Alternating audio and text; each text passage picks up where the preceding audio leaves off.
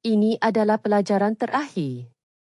Mari kita lihat berapa banyak bahasa Korea yang anda boleh baca sekarang. Anda telah belajar konsonan bentuk mulut anda dan dokal garis-garis yang mudah.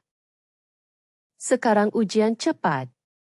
Bacalah setiap perkataan dengan kuat sebelum saya menyebutnya. Sedia? Bolehkah anda baca ini? 우유, Ya, ia bermaksud susu. Anda membacanya sendiri. Bolehkah anda baca ini? 나무, Ya, ia bermaksud pokok. Anda membacanya sendiri.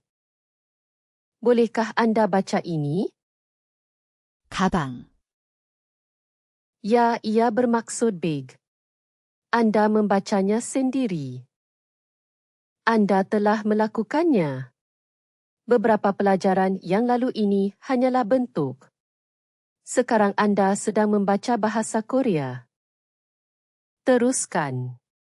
Latih secara percuma di korean.wiasum.com dan dapatkan sijil anda. Pautan ada di bawah.